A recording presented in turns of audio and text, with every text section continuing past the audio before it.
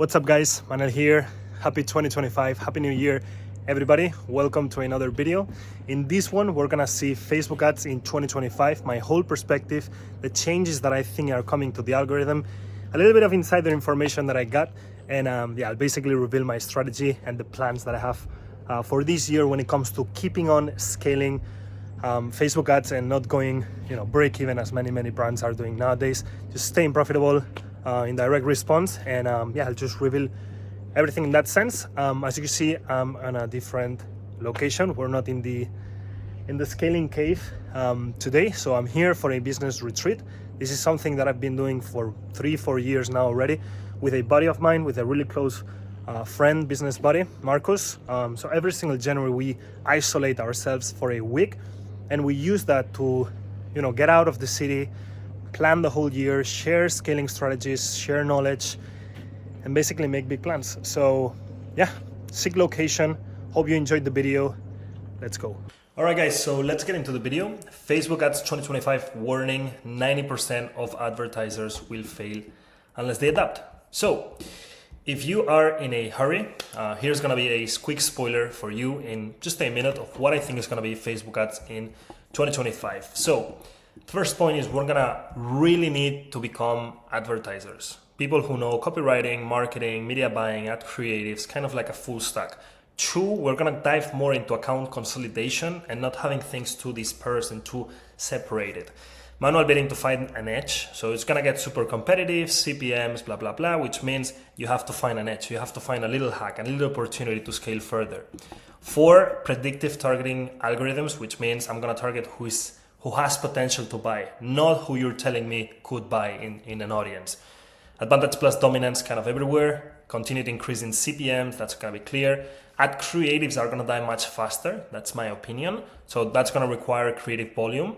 And then we're also gonna require creative frequency, because typical marketing sentence that we all know, it takes 7 touch points to make a decision. Okay, I think in 2025, 2026, it's gonna require like 14 touch points. Why? Because people are desensitizing from ads. We will see this deeper now. So volume, frequency, and then add creative variations with AI. That's going to be suggested by Facebook. You're going to input your ad and they're going to do random variations to your creative. In-app purchasing experience, type of TikTok shop. I guess that's coming through IG checkout. I already tested the beta for this in the US a couple of years ago. So I don't know, they're pretty slow, but I guess it's coming. Stronger play-to-play dynamics. So organic reach is just going to pay-to-play. It's just going to decrease. And then acquiring new customers is going to get more expensive. So you have to become really good on the marketing and the scaling, and then retaining loyal customers is just going to be a priority to be profitable in the back end. And then this possible actually today or in a couple of days, I think on the 20th. I don't know if today or on the 20th specifically, but they're possibly going to ban TikTok in the US. We will see what Donald Trump decides. But that's going to have definitely an impact on Instagram during the whole year. So if you still have time to watch the video, which I recommend, let's get straight into it. I just wanted to reveal a little bit in this quick intro what I see Facebook ads in 2025 happening. Now, one of the main things this year that I think it's really a priority is you gotta become a trader and you gotta become an artist. So I mentioned this in a conference, one of my last conferences, where I would develop, like, if you want to succeed in this is the thing, if you want to succeed in 2025, you need to be the trader and the artist, which means you don't just focus on media buying and you don't just focus on ad creatives. You focus on both things, right? And so to give you a definition, actually let's do a quick intro if you guys, for the ones that don't know me. My name is Manuel Gomez. I've got over $25 million in profitable Facebook ad spend for my client portfolio. Been in the Facebook ads e-commerce niche since 2016. Actually, you can see my first Shopify sale in my parents' house like a very long time ago. And this is basically going to the headquarters, the offices, events, private events like Facebook by Meta. So I'm really connected to the company, and I try to get, direct information from them and a lot of contact with them, which gives me an edge. Then just a little bit of proof. Last year, we spent 4.2 million, let's say, make 14 million. with a ROAS 3 point something, almost 4. It's a pretty good year just for three brands. So small portfolio of clients and a lot of ad spend. Spent 1 million in the last 2.5 months. You can see this is brand number 1, this is brand number 2, 2 different countries, and this is brand number 3. So yeah, pretty good stuff. 1 million last 2.5 months at ROAS 3.44, phenomenal. And yeah, I'm actively in the trenches. So everything that I share in these videos is just real-time data that I'm seeing. That's January 12th. So at the point of creating this presentation, it was the day before. So spent 5K in this account, 5.85 ROAS. Pretty cool stuff. So I try to base my videos on what I'm learning here in real time. So let's just get straight into it, and a little bit of personality. So I love boxing, I love chess, and I love coffee. You know, people it's important to put personality to your videos. So here I am. Now let's get straight into it. Trader versus artist. So to give you an example, what's the trader when it comes to scaling e-com brands, media buying, Facebook ads? So a trader would say something like, based on my analysis on Shopify and Facebook, looking at 23, 24, our best-selling day of the week is Sunday. Specifically Sundays from 3 p.m. to 9 p.m. And I also see the CPMs are lower there. Therefore, every Sunday from 3 p.m. to 9 p.m., I will intraday scale budget on consolidated campaigns and maximize my ad spend and ROAS.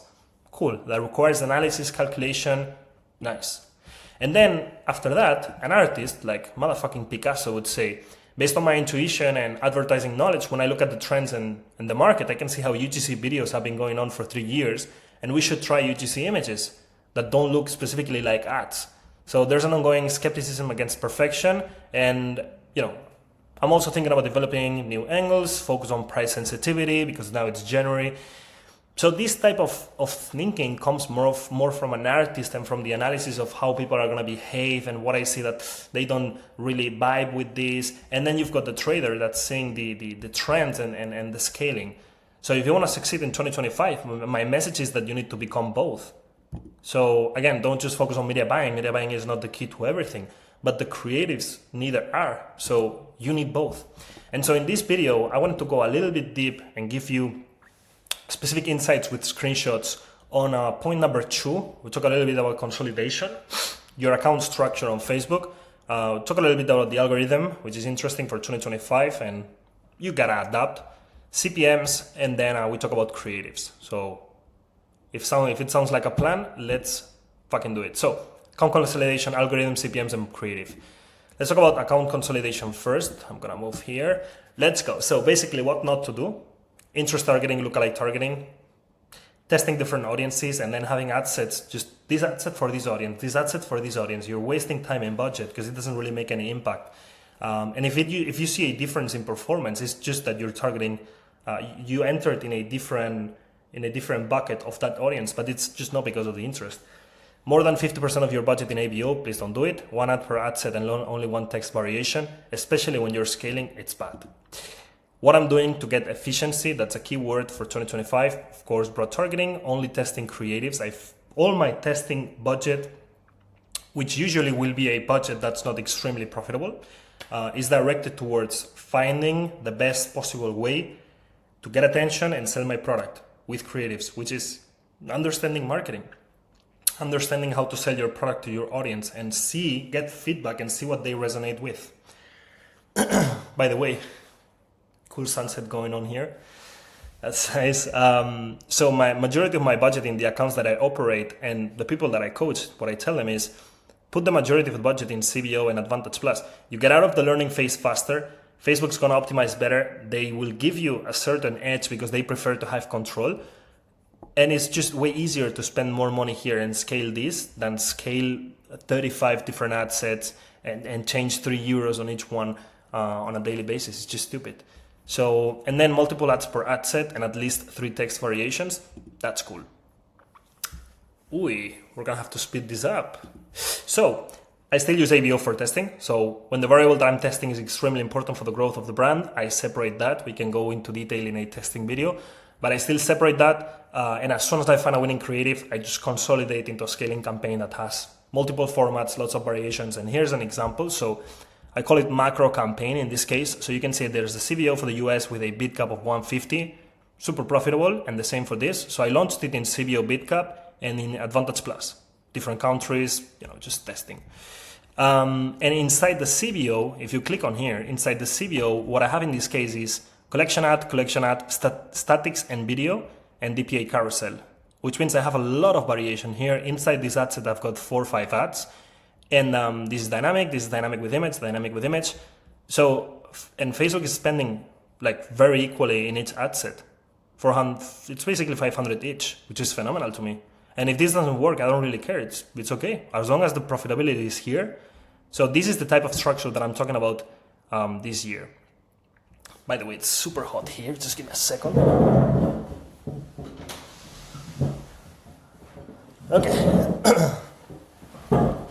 Why do you need consolidation and this type of control? Give this type of control to Facebook, because with your ads, you're going to be targeting different people. So you can be targeting this guy that's on the underground with really bad connection. Facebook is not going to deliver a 3-minute video to this guy if he's got bad connection, because the ad is not going to load. And so to this person specifically in this situation, they're going to deliver an image. To this lady that's in the sofa chilling and she's been consuming organic videos in his behavior in the platform, they can deliver video ads. But to this other lady that's cooking and it's kind of on the phone, outside the phone, and it's like an inconsistent scrolling behavior, they're going to deliver a different type of ad. And so the algorithm is reading the situation you're in and also reads your past history of online buying behavior, scrolling behavior. And based on that, it delivers to you the specific ad that has the highest probability of satisfying you, getting a click, and potentially getting a purchase at that specific moment, which means this is a situation, this is another situation, this is another situation. The behavior changes and thus the delivery changes. So the problem here is if you're forcing the platform to deliver one type of ad to everybody in every single moment of the day, you're limiting the power of the algorithm, and Facebook's gonna penalize you for that. Let's talk about algorithm. So in general, the way this advertising machine is finding new customers for you has just changed. So it used to be the advertiser defines a specific audience and then they force the ad. But due to privacy regulations, iOS 14, AI solutions, modeling, etc., it's a new thing right now. So again, before we would force one of our ads to be delivered to a specific segment of the market by interest targeting and limiting one ad per ad set. Now we give the ad to Facebook and their AI predictive modeling. That's going to deliver the ad to those users who are highly likely to positively react to the ad, which basically is click or buy. This is the new methodology right now. This is how it works. So the worst is to force one ad into a very detailed audience. The best is provide 5 to 10 ads with 3 to 5 text variations and let Facebook's AI find the highest performing audience at that specific moment in each of the different auctions, that millions of auctions that happen every single day. So about CPMs. So CPM. So long story short, we're basically interested in minimizing this metric, and for sure it's going to continue to go up in 2025. We will see what happens with TikTok, but those are minor things. I think it's just a metric that's designed to go up every single year, and Facebook wants to make more money off of the advertisers. So, and that's done through CPM. So it's just going to continue to go up. And if you don't want to stop running ads because you want to grow, we have to do something. So long story short, super simple things that minimize CPM, broad targeting, use all placements in your ad sets, and increase the rankings. So quality, engagement, and conversion ranking. You can see here a screenshot where for different ads in these rankings, so when we have a really shit metric, like for example, below average, the CPM is pretty high, 15, 12, 10, 8, 7. But when we've got everything above average, so Facebook loves us, we've got really good CPM. Usually this is the case for the majority of accounts, and we gotta focus on those 3, okay? Then some hacks or things that I use sometimes to work on this metric and lower it: overbidding cost caps in my campaign, cleaning the amount of rejected ads, this is a must, and then diversified creatives in a consolidated ad account structure. These 3 work, but first do these 3. These 3, do it, and then do this, and then you work on your CPMs. This is proof that in this case, cost caps lower the CPM. So campaign name does not contain cap, and I'm not doing retargeting. So everything is prospecting without manual bidding. 4.81. When I do prospecting only with cost cap, CPM is 3.56. same time range, same ad account, etc. So it works. Let's talk about ad creatives. So users in 2025, let's define users and we're gonna see how to sell to them. So we've got the desire for newness and novelty, and basically you've got to understand the market and who you're targeting as a user. There's an abundance of content, and before anyone sees your ad, they might have seen 50 pieces of content during that Instagram session, and they have skipped 45 of them. People skip the organic content, so they will skip your ad.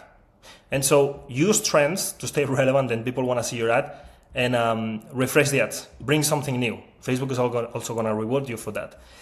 There's been a shift towards passive consumption, and this is a pretty difficult topic. Some of you will understand it. So basically, users engage with ads in a passive way. So they're doing other things and they scroll randomly. They are not focused on what they are consuming on Instagram. So they are not involved. They're not engaging. That means that an impression is not an impression anymore. So in that context, your ads must rely on subconscious cues, key topic, to form quality impressions that stick in their brain, even without direct engagement, because they will see the ad in the future again. So you have to be memorable. That is important for passive consumption. Subconscious cues and advertising, I read you the definition here, but basically little things that you put in the ad so that they remember you the next time they see the ad. That is important.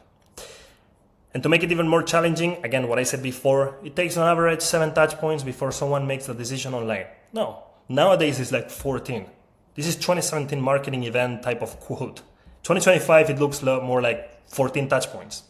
So, and also we've got the algorithm that's favoring new, fresh creatives, totally hates creative fatigue. And you see any ad set that has creative fatigue, they completely kill the performance and the CPM. So creative volume and creative frequency are mandatory nowadays. Okay. Conclusion and action, more ad variations and a higher frequency of impressions required to make somebody buy from your ads. Do not make crazy exclusions on your ad sets. So just let prospecting retarget people who are showing intent. So again, as a conclusion, focus on becoming the trader, going for the scaling, intraday scaling, wave surfing, demand patterns, and optimizing for that and managing the budgets very strategically to optimize and have efficiency and have ROAS consistency. But be the artist that's coming up with really good sales angles, really good marketing, really good ideas for trends and seeing where the market is going and the behavior of people. And if you can match these two things, you're gonna have a really good and fun time scaling your e-commerce brand or your clients with Facebook ads. So hope you enjoyed the video. Subscribe if you did. I will appreciate that so much, and I will see you on the next one. Bye-bye. Peace.